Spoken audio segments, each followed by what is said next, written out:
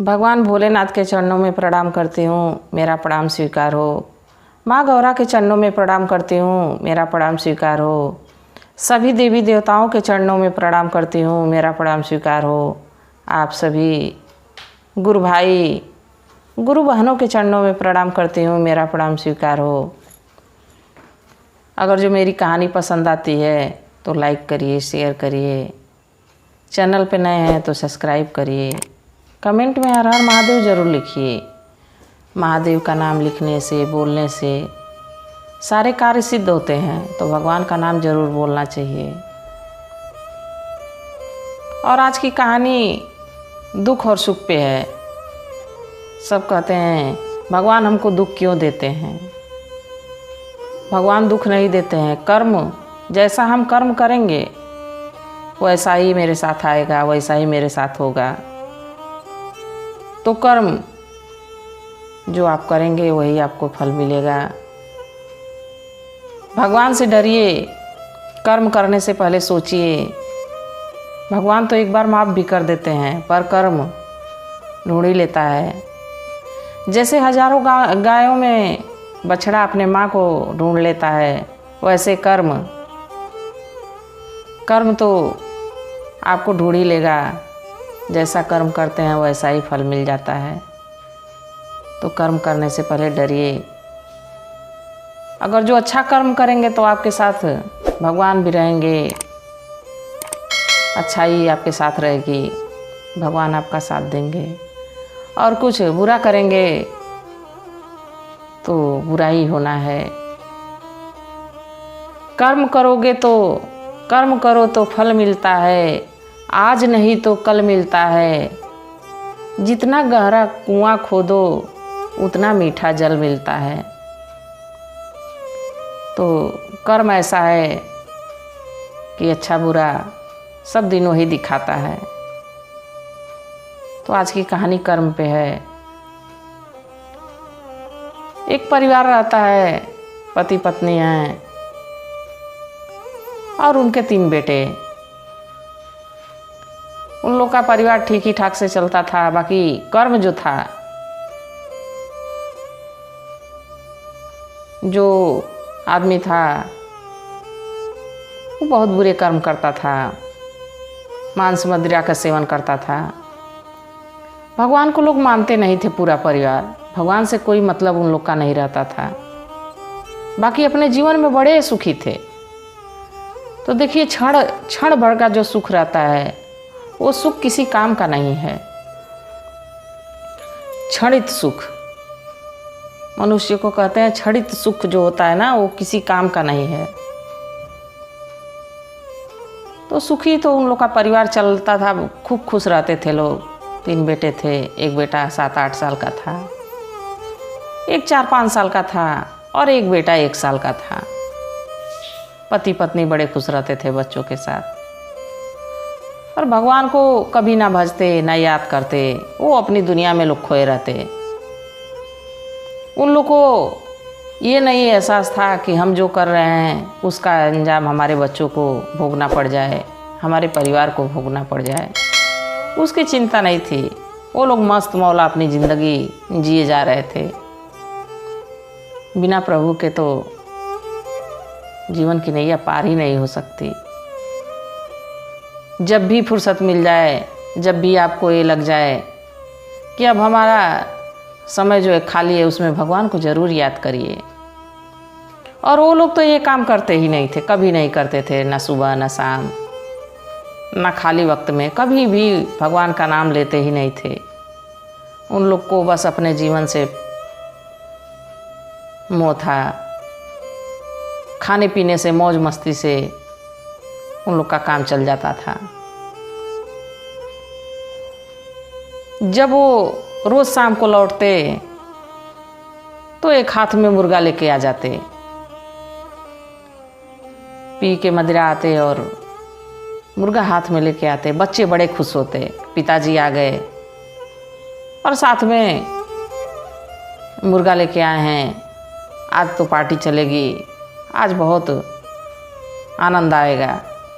पत्नी भी बड़ी खुश रहती थी। फिर वो लोग उस मुर्गे को रेतते और बनाते और खाते।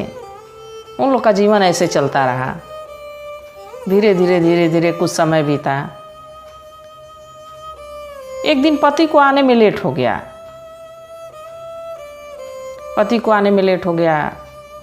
पत्नी इंतज़ार कर रही थी, पति आया नहीं। बच्चे भी इंतज़ार कर रहे थे, पिताजी आए नहीं।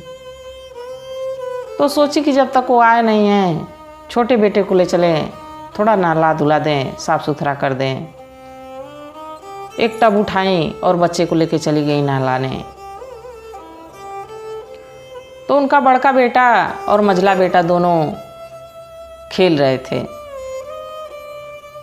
तो जब उसके पिताजी मुर्गा लेके आते, उसको चाकू से जब रेतते, तो बच्चे बड़ा खुश होते थे उस मुर्गे का खून देख के, उसको काटते देख के। पत्नी भी बड़ी खुश होती, बच्चे भी बड़े खुश होते कि आज तो बहुत आनंद आएगा। पर ये नहीं पता था कि ये आनंद कितने दिनों का है। किसी का जान लेना, जीव हत्या रोज पाप लगता। वो लोग तो पाप पे पाप किए जा रहे थे। जितना एक चींटी में जान है उतना हमारे अंदर भी है, उतना पशु पक्षियों के अंदर भी है। तो किसी की ऐसे जान नहीं लेना चाहिए, ना किसी के साथ अन्याय करना चाहिए ऐसे। वो जब बच्चे को अपने नहलाने लेके चली गई, तो जो बड़ा बेटा और मझला बेटा थे खेल रहे थे। तो मझला बेटा क्या किया कि बड़े बेटे को सुला के और छुरी घर में से ले आया। वही खूब तेज धार वाली छुरी थी जिससे रोज मुर्गा कटाता था। सोचा कि पिताजी ऐसे ही काटते हैं मुर्गे को, आज हम भी काट के देखते हैं कैसे कटता है। और अपने भाई का गला रेतने लगा। देखिए कर्म घूम फिर के और आ ही जाता है। जैसे भाई का गला रेतने लगा, जब रेती रहा था कि भाई के मुंह से उसके जोर से आवाज़ निकली, आह। जब आवाज़ निकली तो बच्चा डर गया जो गला रेत रहा था, मझला। और उधर उस औरत को भी सुनाई दिया जो बच्चे को नहला रही थी। पति तो आया ही नहीं था। तो पत्नी बेटे को नहलाना छोड़ के और दौड़ी उस लड़के की तरफ। तब तक वो लड़का उसका गला रेत दिया था, गला कट गया था। और माँ को दौड़ते आते देख के लड़का जो है छत की तरफ भागा। मझला बेटा छत की तरफ भागा और वो छत से गिर गया और उसका मानसिक संतुलन खो गया। और तुरंत वहीं वो भी अपने प्राण को त्याग दिया। इधर एक बेटा मर गया, उधर एक छत से गिर के मर गया। पत्नी दौड़ी गई बेटे का खून देख के। अब इधर चिल्ला रही है, रो रही है। तब तक धड़ाम की आवाज़ आई। फिर दौड़ के छत के तरफ जाती है, देखती है कि मझला बेटा छत से नीचे गिर गया। और वो दौड़ के नीचे आती है, देखती है तो वो भी मर गया रहता है। जोर जोर से चिल्लाने लगती है और बेसुध हो जाती है। उसको अपना कोई ख्याल नहीं है कि हमारे बच्चे मर गए कि जी रहे हैं। कुछ देर के बाद जब उसको सुध आती है तो उन बच्चों को तो मृत्यु देख ही रही थी। उसको याद आया, अरे छोटे बेटे को तो मैं नहला रही थी टब में, उसको वहीं पे छोड़ के आई हूँ। जब उस पुत्र के पास दौड़ती है तो वो भी बेटा उस पानी के टब में गिर के मर गया रहता है। देखिए कर्म ऐसे होते हैं कि बुरे कर्म तो बुरा नतीजा ले ही आते हैं। उनके तीनों बेटे एक ही बार मृत्यु को प्राप्त हो गए। मृत्यु लेके चली गई, काल लेके चला गया। तो कर्म करने से पहले जरूर डरना चाहिए।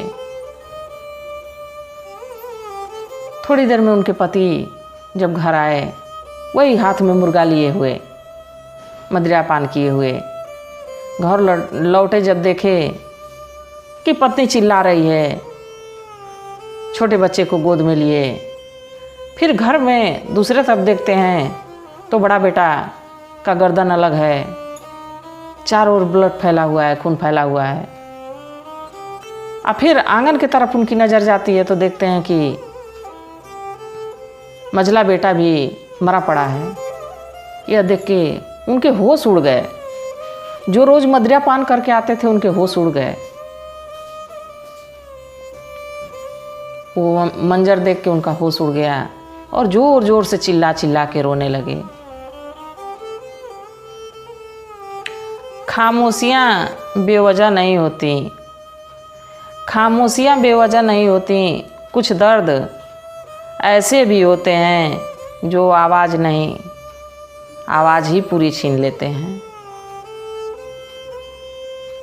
तो जैसे देखिए उनके पुत्र, जैसे वो मुर्गों को काटते थे, वो छटपटा के प्राण त्यागते थे, वैसे उनके तीनों पुत्र छटपटा छटपटा के और काल के गाल में समा गए। तो कर्म ऐसा करना चाहिए जिससे हमारा परिवार सुखी रहे, जिससे हमारे बाल बच्चे सुखी रहें, हमारी पत्नी सुखी रहे। ऐसा कर्म करना चाहिए। ऐसा कर्म नहीं करना चाहिए कि जिसका दंड हम भी भोगें, हमारा पूरा परिवार भी भोगे। कुछ कर्म ऐसे होते हैं कि परिवार को भोगना ही पड़ जाता है। तो गुरु भाई, गुरु बहनों, इस बात का ज़रूर ध्यान दें।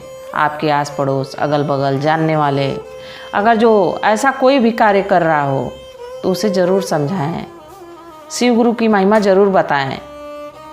और वो दोनों पति पत्नी पछताने लगे। अरे तब पछताने से क्या फ़ायदा जब चिड़िया चुग गई खेत। पछताने लगे और फिर उन लोग को जब सुध आई तो भगवान का नाम लेने लगे।